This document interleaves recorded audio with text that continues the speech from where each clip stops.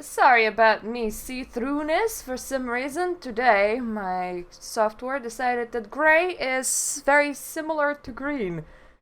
I have made this video yesterday, but my sound filtering software decided that I am an alien, so that sounded really bizarre, so I decided to, hey, let's just redo it. What I'm gonna be talking about essentially is what is in front of you, which is the Twitch's message of we heard concerns about creators continuously streaming VODs while tagging the channel as live to farm Valorant drops. This harms the integrity of drops program, so we have updated our community guidelines to clarify that cheating any Twitch rewards system is prohibited.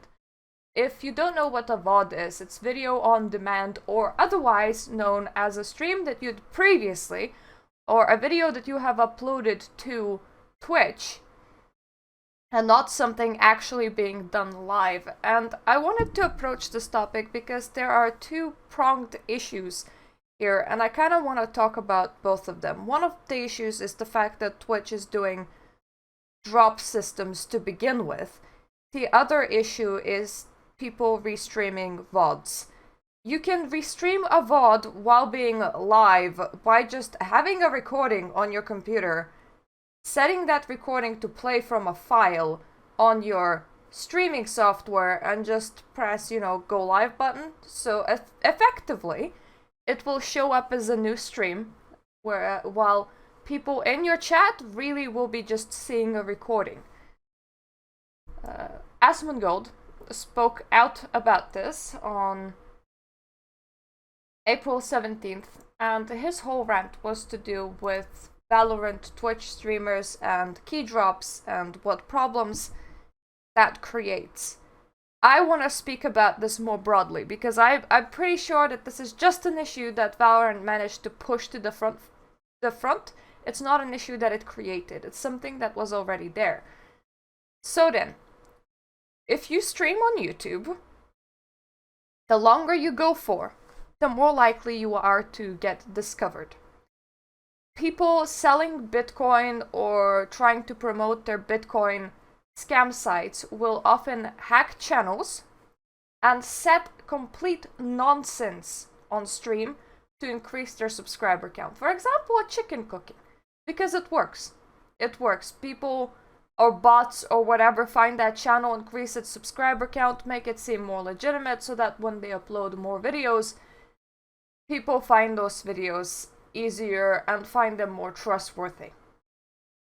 Meaning, on YouTube, gaming the system while streaming 24/7 is done that way. So essentially, you just put a picture up or a little GIF or whatever, and you just go for 2, 3, 4 weeks non-stop. You don't stop the stream.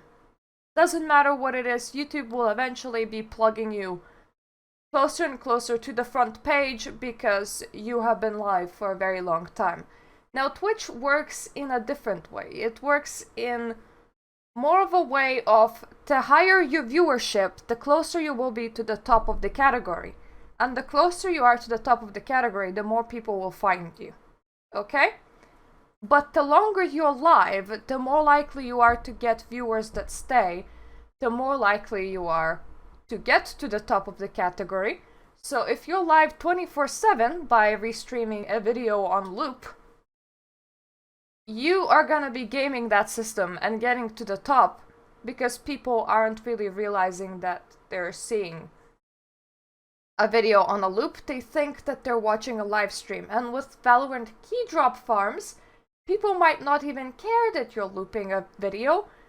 They wanna live viewbot you, which isn't a technical term. Technically, that's still a person, it's not a bot, but they're not actually watching you. They just put you in the background in order to get that drop. They actually do not care about your content whatsoever.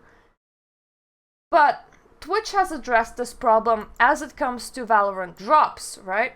They haven't addressed this problem as it exists, because there are a lot of big channels that will be exploiting this of, if I never stop being live, I will always be high up and I'm more likely to get followers and subscriptions, yada yada. And the examples of channels that have already been doing that is SL, CSGO, Method, and Yogcast. I'm wondering if I click on Yogcast, will they actually be online. Okay. They are streaming, but they're streaming a picture right now. Because yesterday I saw them stream, like, I wasn't actually sure, was it live gameplay or was it not live gameplay? Because Yogcast doesn't have their chat appear on screen.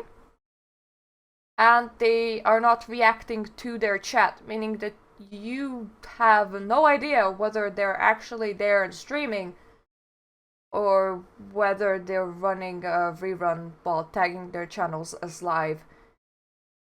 Yeah, it makes you feel kind of uncomfortable. When you know that this might be happening, you kind of feel like you're just watching a YouTube video with 300 strangers instead of a streamer. That's not what the platform is about, and this thing should just not be allowed. But let's check the other two. Are you live? Yes, you're live.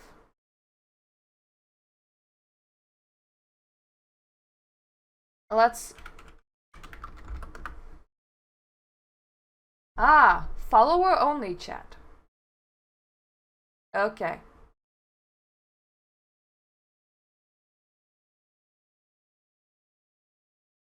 So effectively, I have no way of checking.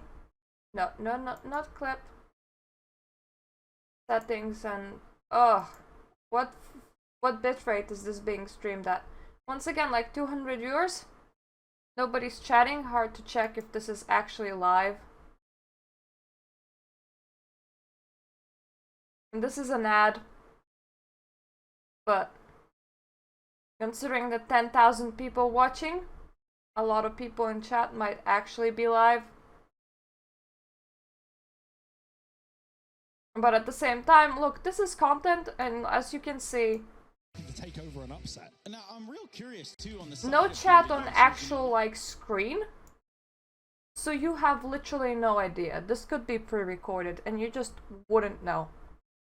You legitimately wouldn't know. I don't want to support practices like that. I think that this is a deep-rooted problem, and I think that Twitch shouldn't just go down on it because of VODs. Okay, they should go down on the whole issue because this is an issue. It should just not be allowed. You shouldn't be able to restream a video while pretending to be live. I am gonna leave the whole rant of Asmongold so that you can go and listen to it. It's a good rant. I retweeted it when he made it.